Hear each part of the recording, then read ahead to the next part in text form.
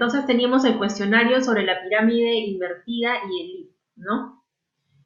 A ver, la pregunta número 1 decía, la pirámide invertida se aplica a los siguientes géneros periodísticos. ¿Qué letra marcaron en esa opción, en esa pregunta? La D. D de dedo, noticia, ¿verdad? Ya, está bien, sí, está bien, pero había una opción más. No sé si alguien la La tiene. C, La C, ¿verdad? la C.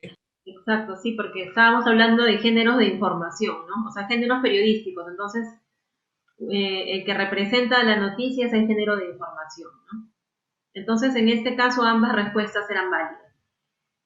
Si marcaron una o la otra, o las dos, es correcto. Ahora, el número 2 dice, marca con una X la alternativa que muestra el orden de la información en una noticia. ¿Cuál era la respuesta? La A. La letra A, ¿verdad? Muy bien, de más importante a menos importante, ¿no? Con respecto al número 3, marca con una X las alternativas que muestran objetivos de la pirámide invertida. Hay dos A y D. opciones. ¿Me decías? A y D. A y D. ¿Por qué me parece no? Estoy bien, estoy mal. chicos, ¿alguien tiene abierto su audio? Ya, muy bien. Entonces, por un lado teníamos que la pirámide invertida busca facilitar la supresión de los últimos párrafos, ya que contienen la información menos importante, es cierto. Y también, por otro lado, busca informar al receptor desde un principio de los aspectos fundamentales de la noticia, ¿no? Entonces, esas eran las dos respuestas. Con respecto al número 4, marca con una X la respuesta a la siguiente pregunta. ¿Cuál es el núcleo de la noticia?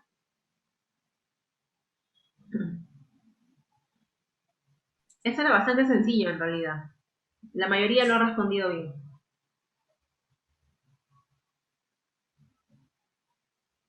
¿Qué respondieron en la 4? Lead. El lead, ¿verdad? Que precisamente está en el primer párrafo, ¿no? Y bueno, siguiendo con el lead también, número 5, dice, con el lead el periodista busca, ¿qué opciones marcaron? La Había E. la E, presentar los datos más importantes de su texto, sí, está bien. ¿Qué más? La A. La A, también, una entrada llamativa para que el lector se enganche. ¿Y alguna otra? La B. B, ¿verdad? Es muy parecida a la A también, llamar la atención del lector. Entonces ahí teníamos 3 respuestas para el objetivo del lead.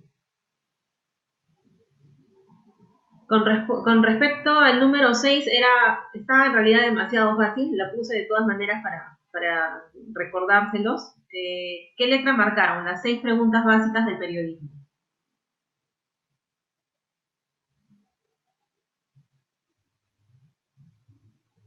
¿A o B? A. La letra A, ¿verdad? La diferencia es que la letra B dice para qué, y el para qué no es una de las preguntas básicas del periodismo, ¿no? Sino el qué, quién, dónde, cuándo, por qué y cómo. Número 7, dice, es necesario responder las siguientes preguntas en el I. ¿Cuál de ellas o cuáles de ellas marcaron?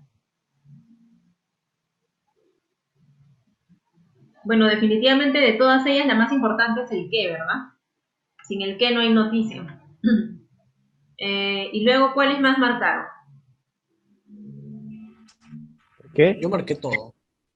Todas, en realidad esa es la respuesta, ¿no? Porque en el I la idea es que se respondan las preguntas básicas del periodismo, ¿no?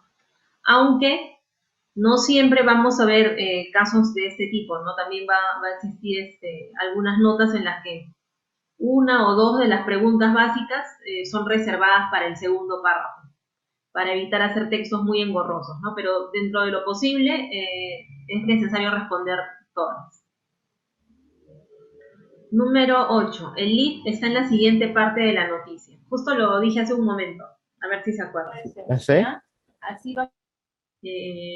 ¿Alguien más? Aparte de la primera mitad, dices tú. La B. Primer párrafo. El primer párrafo. Párrafo. Primer párrafo, ¿verdad? Muy bien. Claro, esa es la parte más importante de la noticia, el núcleo.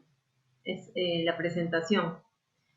9. La estructura de la noticia se llama pirámide invertida porque ahí hay dos opciones. La B. Ya, se asemeja a una pirámide de cabeza, sí, es correcto. ¿Y qué más?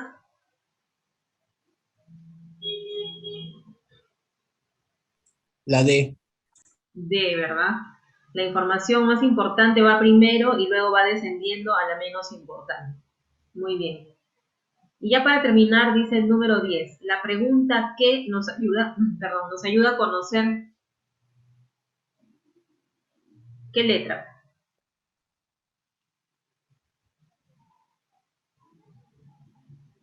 La D. D de dedo, ¿verdad? Los hechos sucedidos. Muy bien, chicos. Entonces, esas eran las respuestas. La mayoría lo hizo bastante bien, sí, casi todos han respondido correctamente. Por ahí algún detalle con el I, pero en general bastante bien los trabajos. Y con respecto a los textos, los he recibido todos, he contado un total de 26 textos, de los cuales solamente he respondido alrededor de 15 personas. Me falta todavía revisarlo porque, bueno, he tenido una semana un poco complicada de trabajo, pero de todos modos lo tengo pendiente y les voy a responder a cada uno según lo que me encuentre en cada uno de sus textos, ¿no? Por ahí me parece que le respondí a 2 personas que solamente me habían enviado el cuestionario y faltaba enviar el texto. No se olviden de enviarlo, por favor. Y bueno, entonces ahora vamos al tema del día. Bien, el tema de hoy es técnicas de la redacción periodística, ¿no? Vamos a ver las características básicas de la redacción periodística, ¿no? Pero antes de empezar, quería comentar algunas claves de redacción, ¿no? Que son importantes tenerlas en cuenta antes de enfocarnos en las características. Dice, jamás escribas nada que no entiendas, ¿no? Por ejemplo, si no estamos absolutamente seguros de un tema, hay 2 opciones, ¿no? O nos documentamos bien o no lo contamos, porque no podemos inventar información, ni porque estamos quedando mal personalmente y haciendo quedar mal al medio también, ¿verdad? Por otro lado, al menos en periodismo informativo, no debemos usar la primera persona, o sea, cuando redactamos notas informativas, noticias, ¿no? No se debe usar la primera persona porque el periodista no es parte de la noticia. Perdón. Bueno, esto no se da en casos como la crónica, ¿no? En la crónica sí el periodista se puede tomar ciertas licencias de usar la primera persona, ¿no? Entonces, eso es una excepción, al menos en este caso, ¿no? Porque, como les dije, en USIL TV, nosotros estamos enfocándonos inicialmente en lo que es las notas informativas. ¿Qué más? El adjetivo debe aportar información y nunca un juicio de valor.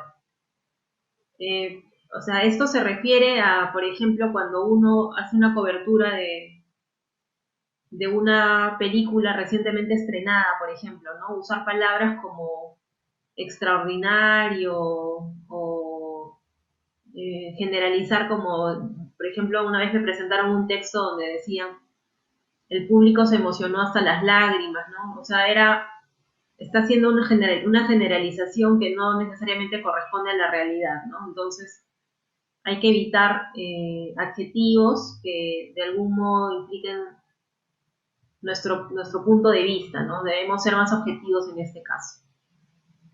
Al menos, como les digo, en las notas informativas, ¿no? Ahora, con respecto a los lugares comunes también, ¿no? Se le llaman lugares comunes a esos clichés que muchas veces vemos en la prensa. Bueno, vemos en la prensa escrita, leemos por internet o escuchamos a los reporteros de televisión, ¿no? Frases que ya que son muy usadas, ¿no? Y que podrían ser reemplazadas tranquilamente por otras más originales en todo caso, ¿no? Por ejemplo, líquido elemento. No sé si ustedes asocian esto a una palabra en particular.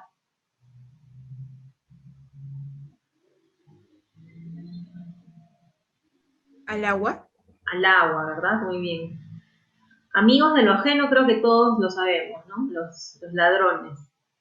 Cuando decimos secreto a voces también, ¿no? Es un lugar común, una frase cliché. Y altas horas de la madrugada también, ¿por qué? Porque se supone que si hablamos de madrugada ya nos referimos a altas horas, ¿verdad? Entonces es innecesario eh, armar una frase de este tipo. Después también es importante evitar palabras como siempre, nunca, interesante, increíble, ¿no? En el caso de, perdón, no sé, creo que me quiere dar tos. En el caso de siempre y nunca, son palabras muy relativas, ¿no? O sea, no son específicas. Por ejemplo, lo que para mí es siempre no necesariamente es lo mismo para otras personas, ¿no? Por ejemplo, para mí, decir yo salgo a correr siempre es de lunes a viernes, pero para otra persona podría ser de lunes a domingo, o sea, todos los días de la semana, ¿no? Lo mismo sucede con nunca, ¿no? Y con respecto a palabras como interesante e increíble, están relacionadas con lo que hablábamos antes del adjetivo, ¿no? Que no debemos aportar juicios de valor, ¿no? Al decir interesante o increíble ya estamos dando nuestra opinión de alguna manera y no se quiere eso, ¿verdad? Cuidado con la repetición de palabras en un mismo párrafo o muy cerca. También, por ejemplo, en los textos que me han enviado sobre cómo afectó la pandemia sus vidas, he notado en algunos casos que, por ejemplo, la palabra pandemia se repetía 3 o 4 veces en el mismo párrafo, o la palabra todo, todos, por ejemplo, ¿no? Entonces, hay que evitarlo, ¿no? Y, por ejemplo, si estamos hablando del presidente de la República, podríamos usar sinónimos, ¿no? Palabras que signifiquen lo mismo, pero que sean escritas y dichas de otra manera, ¿no? ¿Qué sinónimos, por ejemplo, podrían encontrar ustedes para presidente de la República? Mandatario. Muy bien, mandatario. ¿Qué más?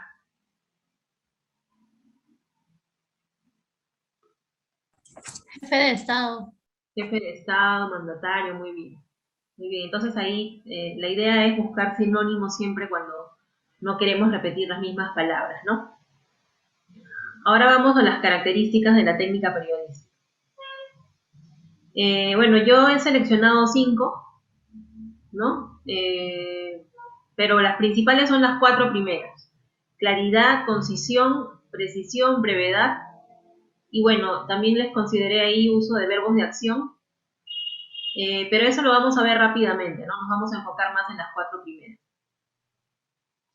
A ver, la claridad, dice, la claridad es una de las reglas de cualquier escrito periodístico. Si no es claro, no es bueno.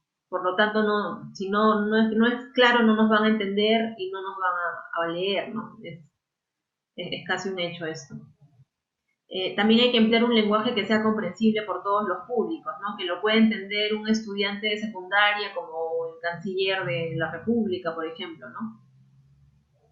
Y también es importante ir de frente al grano, ¿no? ¿Por qué? Porque todo rodeo o frase inútil atenta contra la claridad. En la medida de lo posible hay que usar siempre un lenguaje sencillo, ¿no? Hay que huir de las palabras complicadas, a menos que las presentemos como sinónimos ya en una segunda, tercera oportunidad, ¿no? Pero si estamos recién presentando la noticia, lo ideal es usar palabras sencillas, ¿no? Que puedan ser accesibles a todos los públicos.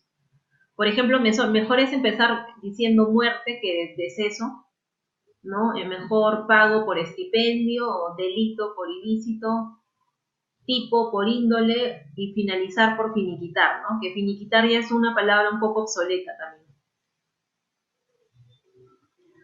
Hay algunos errores relacionados a la claridad que he seleccionado aquí. Uno de ellos son los tecnicismos, ¿no? Por ejemplo, si estamos hablando con un científico en computación que analiza las cifras relacionadas al COVID-19, por ejemplo, ¿no?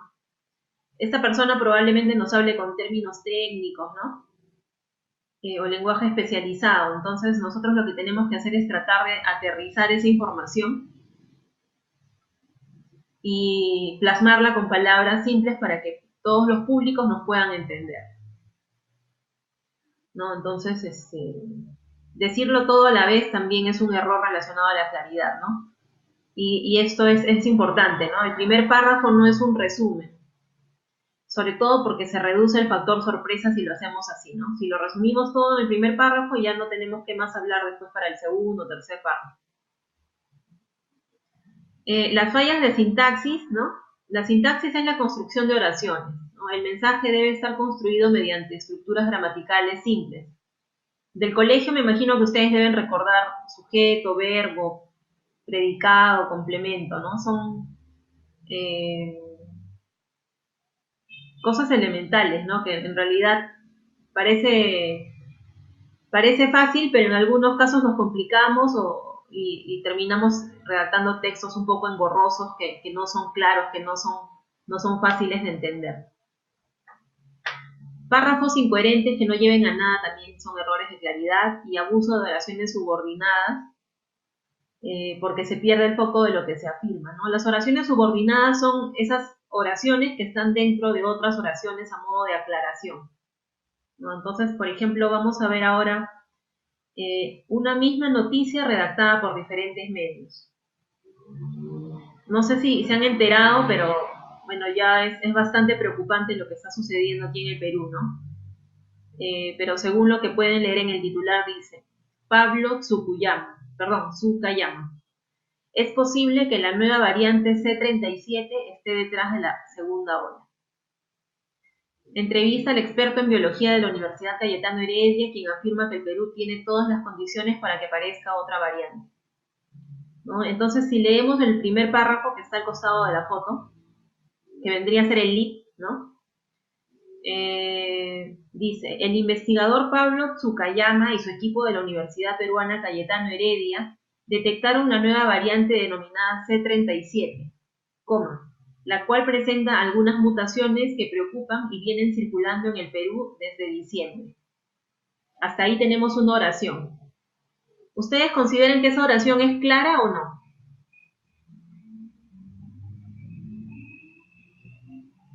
¿Cuesta mucho entender lo que acabo de leer o ha sido sencillo? Ha sido bastante clara.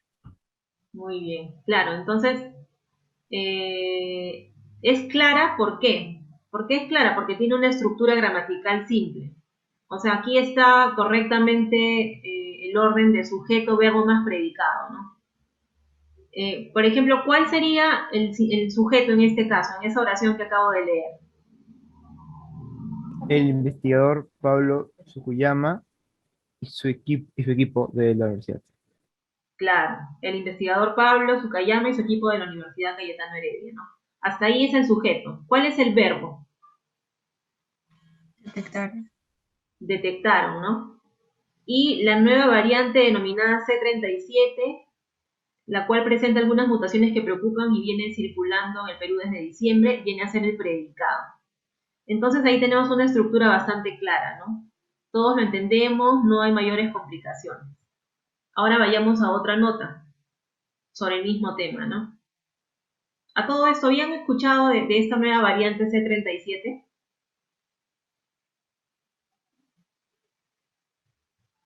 Había escuchado que podía haber una variante peruana, pero no sabía que se llamaba C37. Sí, bueno, en realidad es bastante reciente, la República lo publicó hoy en su edición impresa y recién se está hablando de esto, ¿no? Entonces, bueno, como verán es bastante preocupante porque las mutaciones de este virus son realmente letales, ¿no? Entonces, bueno, volviendo al tema. Esto lo redacta Correo, ¿no? Diario Correo, dice C37, 2 puntos. Nueva variante de COVID-19 que evadiría anticuerpos se expande en Perú y Chile.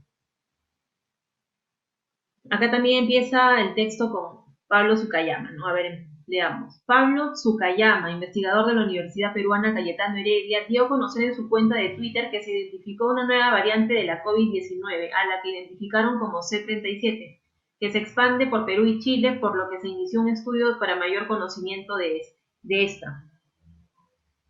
Entonces, a ver, si hacemos la comparación entre este lead, ¿no? Porque estamos acá viendo un lead periodístico. Entre este lead y el anterior, ¿cuál de los dos les parece más claro? ¿El primero o este?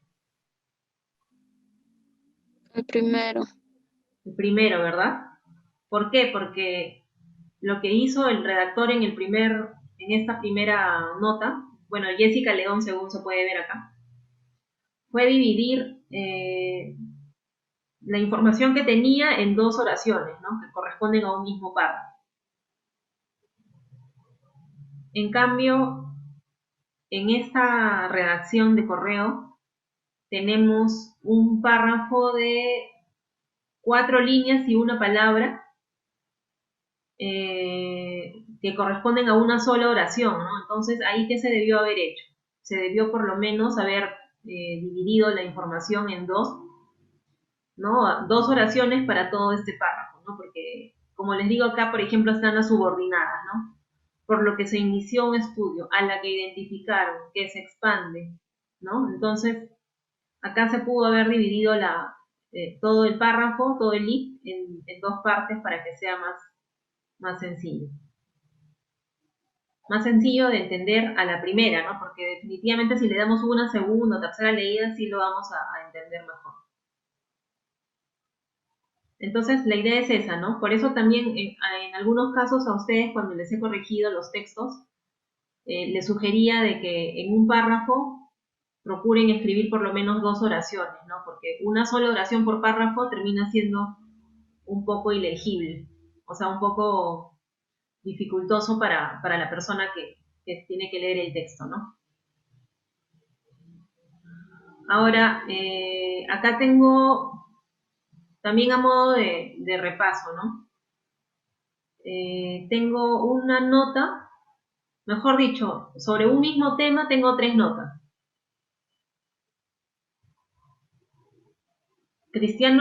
La primera dice, Cristiano Ronaldo y el lujoso regalo a su mamá por el Día de la Madre. La segunda está titulada, el ostentoso regalo valuado en 100.000 euros que le dio Cristiano Ronaldo a su madre en su día. Y la tercera dice, el regalo de Cristiano a Dolores Aveiro en el Día de la Madre. 2 puntos, un coche de 100.000 euros. Entonces, lo que quiero es que, a ver, un voluntario para cada nota. A ver. ¿Alguien para que pueda leer esta nota, por favor? Víctor, muy bien. Muy bien, Víctor, a ver, por favor. Muy bien. ¿Desde el titular? Sí, Ok. Cristiano Ronaldo y el lujoso regalo a su mamá por el Día de la Madre.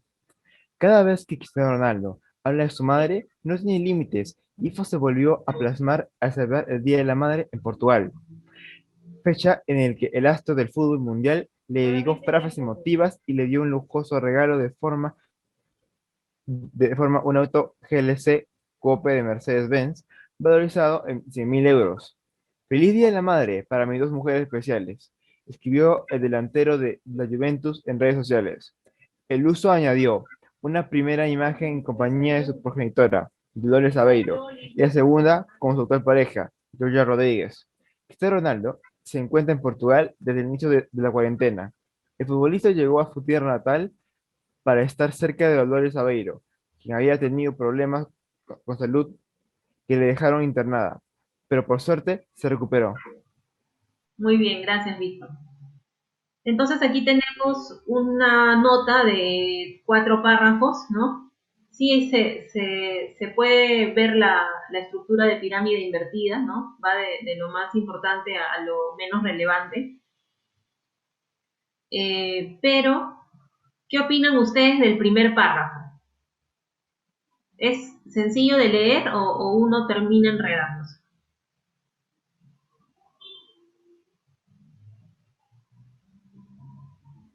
Yo creo que es claro, pero podría haberlo dividido en dos oraciones. Claro, por lo menos, ¿verdad? Sí. A ver, pero si nos ponemos a leer detenidamente, vamos a encontrar dos errores. O sea, fuera del tema de la claridad que estaba, que habíamos hablado de que, como bien dice María Fernanda, pudo haber sido dividido en dos oraciones, ¿no? A ver, si lo leemos nuevamente, solamente dice, cada vez que Cristiano Ronaldo habla de su madre no tiene límites. Y eso se volvió a plasmar el Día de Madre en Portugal. ¿Ahí qué faltó? El la de la madre. El la de la madre, ¿verdad? Entonces ahí ha habido un error tanto del redactor como del editor, ¿no? Porque no se percataron de esos errores. Ahora, algo más. Fecha en el que el astro del fútbol mundial le dedicó frases emotivas. Ahí hay otro error. ¿Cuál es el error? Debería ser ¿Emotivas? fecha en Fecha en la que, la que, ¿verdad? Claro, no es fecha en él, porque fecha es femenino, entonces tendría que ser ahí fecha en la que el astro del fútbol mundial, ¿no? Entonces, bueno, ahí tenemos un ejemplo de un texto que, si bien tiene toda la información necesaria, eh, no ha sido muy claro desde el inicio y encima tiene dos errores de redacción, ¿no? Ahora pasemos al siguiente, sobre el mismo tema. A ver, otro voluntario, por favor.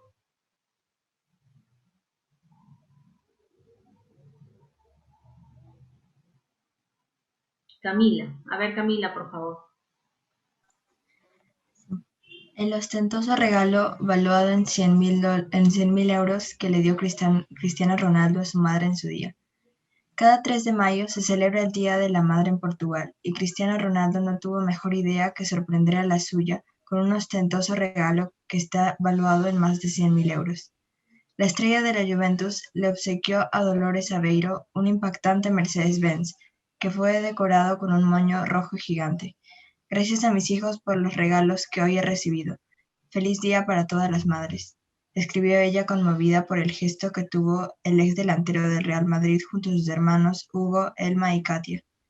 El aislamiento social debido a la propagación del coronavirus y el accidente cerebrovascular que sufrió al inicio del año, que la mantuvo 20 días internada en su país, fueron algunos aspectos que mantuvieron a la familia de Cristiano envuelta entre el dolor y la preocupación. Por ello, la leyenda lusitana quiso celebrar el Día de la Madre con un obsequio que conmovió a su mamá. Muy bien. Entonces, Camila, ¿qué te pareció este texto? ¿Lo entendiste en la primera lectura o se te ha hecho complicado? Creo que sí estuvo entendible. Estaba entendible, ¿verdad? En verdad, sí, bueno, este texto a mí particularmente me parece el más acertado porque primero contextualiza, ¿no? O sea, nos brinda el contexto. Cada 3 de mayo se celebra el Día de la Madre en Portugal. Ya, ahí tenemos el contexto. Y ahora viene la información. Cristiano Ronaldo no tuvo mejor idea que sorprender a la suya con un ostentoso regalo que está valuado en más de 100.000 euros, ¿no? Entonces, hasta ahí tenemos la información, tenemos la noticia, pero en este caso el reportero ha querido reservar ciertos detalles para el segundo párrafo, ¿no? Como podemos ver, ¿no? Del Mercedes-Benz, que vino con un moño rojo gigante y que el regalo es no solo de Cristiano, sino por sus hermanos, ¿no? Hugo, Elma y Katia. Ahora, un detalle también que justo es lo que estábamos viendo de encontrar sinónimos en el texto, ¿no? Por ejemplo, cuando dice Día de la Madre, en Portugal, ¿no? Día de la Madre, cuando nuevamente se quiere referir a Dolores Aveiro, el redactor coloca la palabra suya, que es un pronombre, ¿no? Se refiere a su madre. Luego ya termina con Dolores Aveiro, ¿no? Y si nos fijamos en Cristiano Ronaldo, ¿qué sinónimos han usado en este texto para referirse a él, en el segundo y tercer párrafo? La leyenda lusitana. La estrella de la Juventus. Exacto, estrella de la Juventus y leyenda lusitana, ¿no? Entonces, es importante que tengan en cuenta eso para sus propias redacciones también. Buscar sinónimos o otras formas de referirse a la misma persona, ¿no? Y bueno, acá tenemos el último párrafo, perdón, la última nota sobre el mismo tema. A ver, ¿algún voluntario que quiera leer? Gabriel, a ver, Gabriel, por favor. Sí, aquí. Leo todo, ¿verdad? Desde Sí, por favor. su madre. Ya. El regalo de Cristiano a Dolores Aveiro en el Día de la Madre. Un coche de 100.000 euros. Su madre, que sufrió un ictus en marzo, ha posado junto a un espectacular Mercedes dándole las gracias a sus hijos por todos los presentes. Cristiano Ronaldo y sus hermanos han querido obsequiar a su madre con varios regalos por el Día de la Madre. Aunque entre todos ellos destaca un espectacular coche que Dolores Aveiro se ha encargado de mostrar a través de su perfil de Instagram. Gracias a mis hijos por los regalos que hoy he recibido. Feliz día para todas las madres. Escribía para acompañar una fotografía en la que aparece sosteniendo un inmenso ramo de flores junto a su nuevo vehículo engalanado con un lazo rojo. El precio de esta joya, el modelo GLC Coupe de Mercedes, con las diferentes personalizaciones y extras, se acerca a los 100.000 euros. Y es que no es un día cualquiera para la familia Aveiro, sino que es el primer día de la madre que festejan tras el ictus que sufrió el pasado 3 de marzo. Después de unos días de miedo e incertidumbre, Dolores pudo reponerse y abandonar el hospital sin consecuencias aparentes. Todo ha quedado en un susto. Soy consciente de lo que me ha pasado y sé que soy afortunada, expresó poco después. Muy bien, Gabriel, gracias. Entonces, acá tenemos una redacción más acerca del mismo tema, ¿no? A mí particularmente, si se fijan en el titular, considero que este titular es el mejor de los tres, ¿no? El regalo de Cristiano a Dolores Aveiro en el Día de la Madre, un coche de 100.000 euros. ¿No? Ahora, ya con respecto al texto, Gabriel, ¿qué te ha parecido? ¿Lo has entendido de primera intención o por ahí algunas cosas no te quedaron claras mientras ibas leyendo? Como que hubo algunas partes en que sentí que faltaba algo, porque sentía que lo leía, pero no era muy claro el mensaje. Exacto. Sí, así es. Faltaba algo. Así es. Y empezando por la palabrita ictus, ¿verdad? No es una palabra que aporte a la claridad del texto porque, o sea, es una palabra técnica, ¿no? De medicina, ¿no? No sabemos, yo misma no sé qué es un ictus, tengo que buscarlo en el diccionario, ¿no? Claro, Pero es muy específica. según podemos ver según hemos visto en la nota anterior, creo que se refiere a un accidente cerebrovascular, ¿no? Que eso sí es más entendible. Pero bueno, aquí en este clip, ¿no? En el primer párrafo, vamos a encontrar, claro, hay dos oraciones, pero de todos modos me parece que está un poco enredado a comparación del anterior texto, ¿no? Y también hay un detalle, que por ejemplo, ¿qué dice aquí? Cristiano Ronaldo y sus hermanos han querido obsequiar a su madre con varios regalos por el Día de la Madre, ¿no? Entonces ahí también al redactor, ¿no? Al reportero se le pasó, y al editor también, ¿no? La persona que revisa el texto del redactor, del reportero, que está la palabra madre muy seguida, ¿no? Cuando podría haberse usado otra. Como progenitora, puedo decir. Podría haber sido también, podría haber sido, ¿no? O por último, mamá, ¿no? Para no decir madre, madre. Sí, faltaron sinónimos. Sí. Claro. Entonces, y bueno, en general, a ver, en este caso, ¿qué es lo que dice? Cristiano Ronaldo y sus hermanos han querido obsequiar a su madre con varios regalos por el Día de la Madre, aunque entre todos ellos destaca un espectacular coche que Dolores Aveiro se ha encargado de mostrar. O sea, ya demasiado largo, ahí de repente se pudo haber dividido en dos oraciones, ¿no? Sí. Y bueno, los datos del automóvil ya están en el segundo párrafo, ¿no? Dice modelo GLC Coupé de Mercedes con las diferentes personalizaciones y extras se acerca a los 100.000 euros, ¿no? Y bueno, de ahí ya dan detalles de la enfermedad, el problema de salud que sufrió Dolores Aveiro, ¿no? La mamá de Cristiano. Entonces, se los muestro para que vean cómo sobre un mismo tema se pueden hacer diferentes redacciones, ¿no? Algunas más claras que otras. Por ejemplo, en este caso, el titular me pareció el mejor, sin embargo, la redacción del segundo texto me pareció la más adecuada. Y definitivamente el primero no estaba bien, ¿no? No era claro. Ahora vayamos a la concisión. Dice, otorga fluidez y eficacia al mensaje. Mayor información en el menor espacio, ¿no? La frase famosa de menos es más. Es importante evitar palabras inútiles, ¿no? Por más que algunas personas crean que a más palabras, más profundidad de pensamientos, ¿no? No necesariamente es así. Entonces, en este caso hay que evitar el floro, la vaguedad, la retórica, ¿no? Frases que alarguen la oración innecesariamente. Y una vez más, la longitud de las oraciones es fundamental para la comprensión del texto, ¿no? Entonces, por ejemplo, errores de concisión muy comunes, ¿no? Redundancias. El clásico salió afuera, ¿no? Subió arriba, bajó abajo, ¿no? A veces se nos pasa en la lengua, ¿no? En la lengua oral, pero estamos en un error, ¿no? Por ejemplo, resultado final, destrucción completa. No podríamos hablar de destrucción sin que implique un hecho completo, ¿verdad?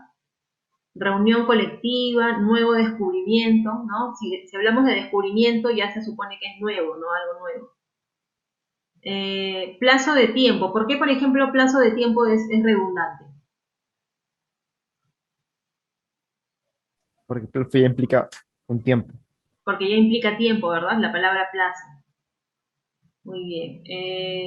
Pequeño de tamaño también es una redundancia, ¿no?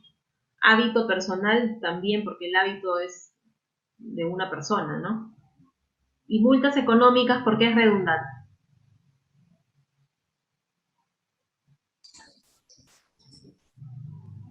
De por Porque sí todas una las... multa, No, continúa, continúa.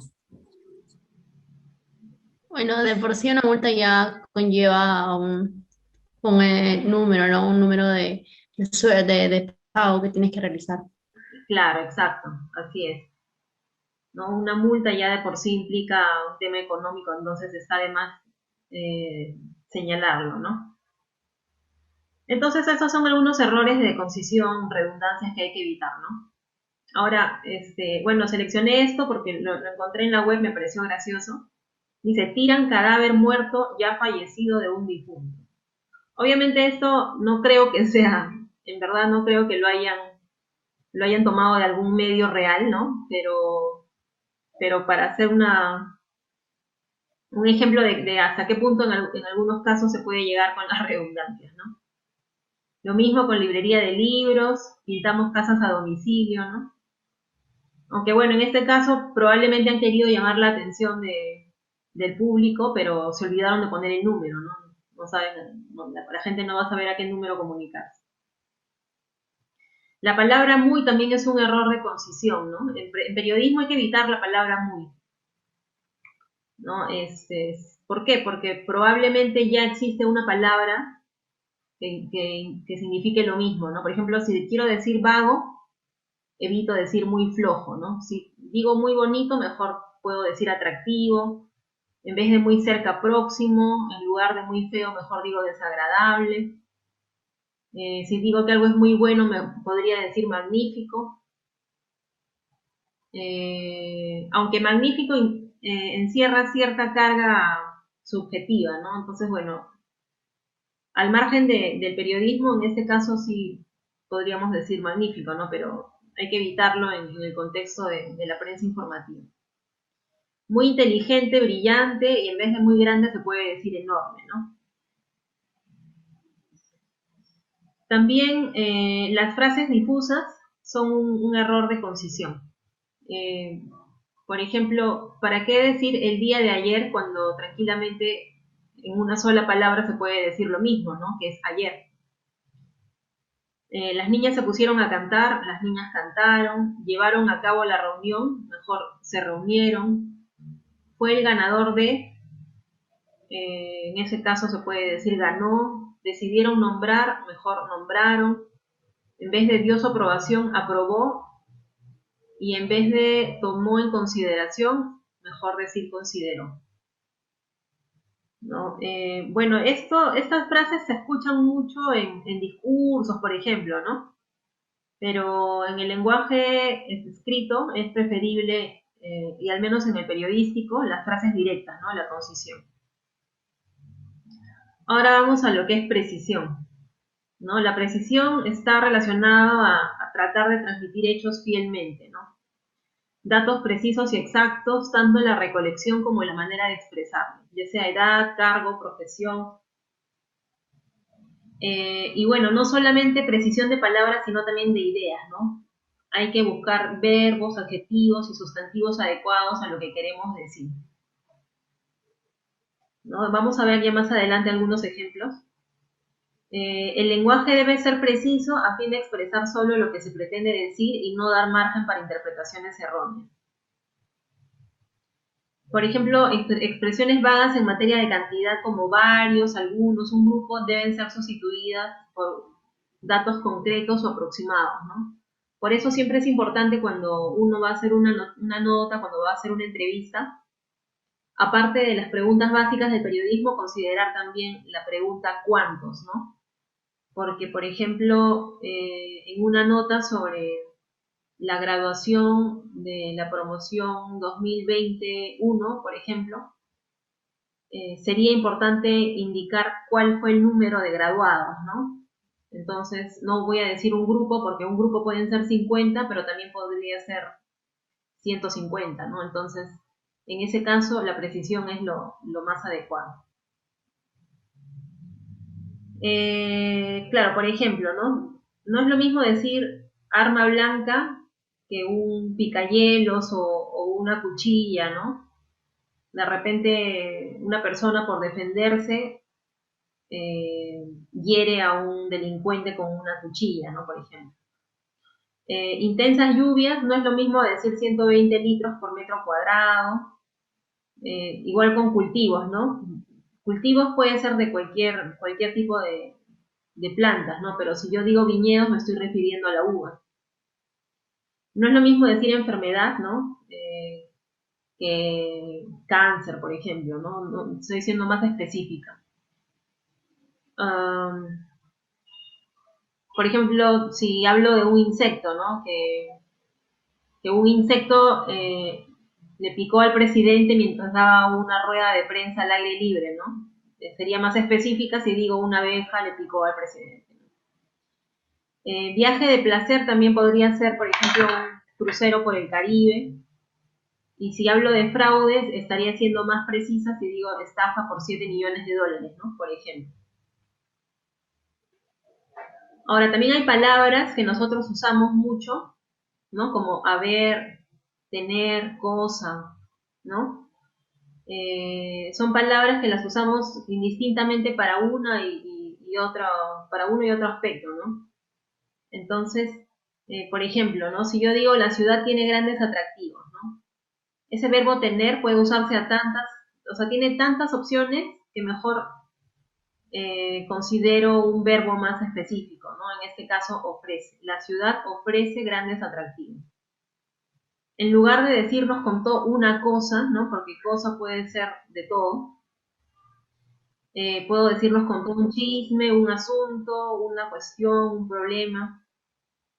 En el local había un laboratorio, ¿no? Pero también había una mesa, un lapicero, una silla, ¿no? Entonces, mejor, más específico, decir en el local funcionaba un laboratorio.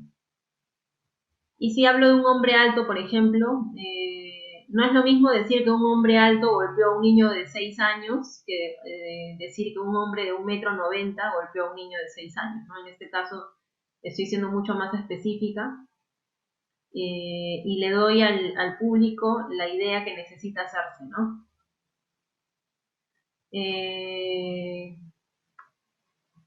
Justamente relacionado a eso está la vaguedad léxica, ¿no? Dice, se comete el error de vaguedad léxica cuando usamos palabras que no poseen un significado preciso, sino muy vago o general, ¿no? Eso sucede con las palabras cosa, algo, hacer, poner, ¿no? También se les llaman palabras baúl porque admiten mucho significado.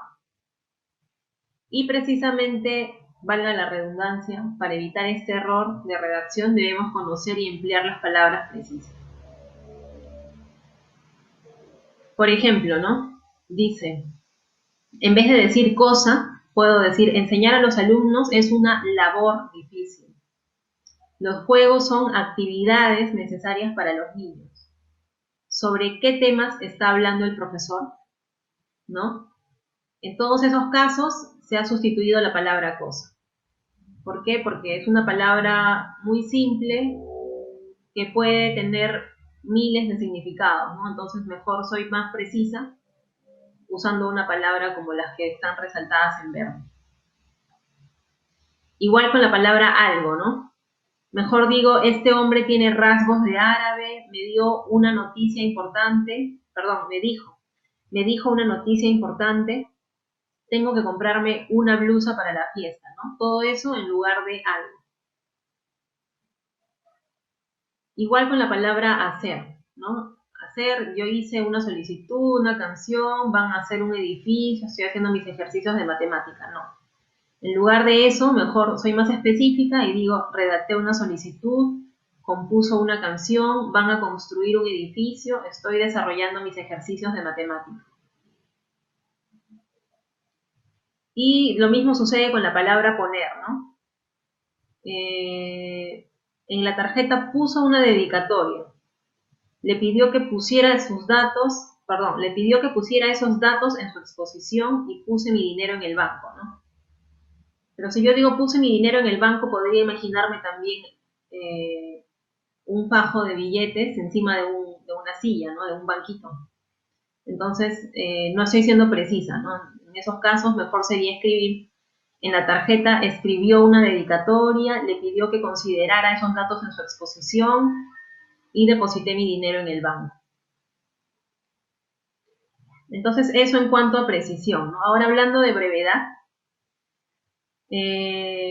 está relacionada con todo lo anterior, la brevedad, ¿no? Las frases cortas y construidas de modo directo son las más eficaces para transmitir una idea, ¿no? Pero tampoco estamos hablando de un telegrama, ¿no? Porque se busca mantener un equilibrio.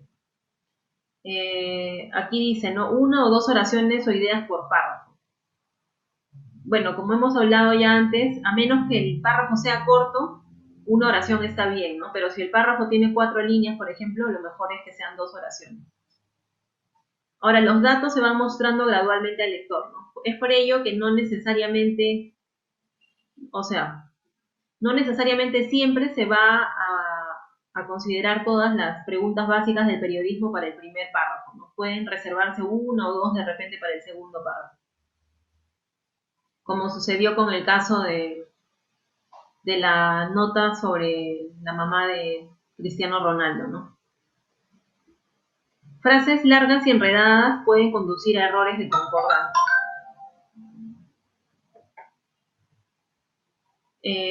Reducir el uso de las subordinadas también, ya lo hemos hablado, porque son más difíciles de procesar y recordar, ¿no? Las subordinadas son esas oraciones que están dentro de otras oraciones que a su vez están en otras oraciones.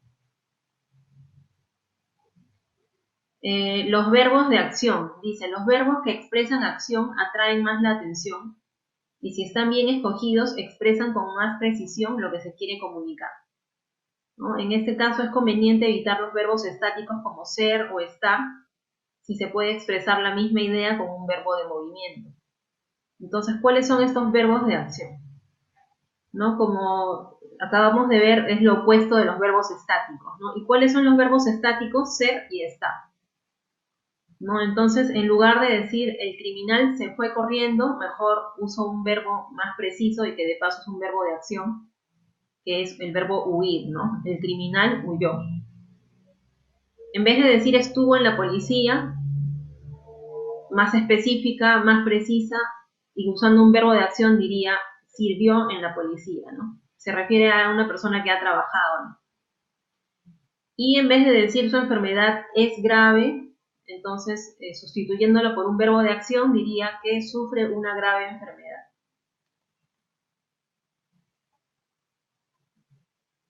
Otro detalle también que es importante que lo tengan en cuenta, ahí dice brevedad arriba, pero obvienlo porque se me pasó, ¿no? En realidad solamente quería decir informar en positivo. Dice, el mensaje resulta más claro si se construye en positivo. Siempre que sea posible, deben evitarse las frases negativas. Por este motivo se prefieren verbos en positivo, como por ejemplo rechazar en lugar de no admitir o prohibir en lugar de no autorizar, ¿no? Entonces evitemos usar la palabra no en nuestras redacciones cuando tranquilamente podríamos usar un verbo más específico, ¿no? Más preciso que quiera decir lo mismo. Y bueno, ya para terminar, hay que evitar también en la medida de lo posible, como les digo, eso es en prensa, ¿no? O sea, en notas informativas, porque dependiendo del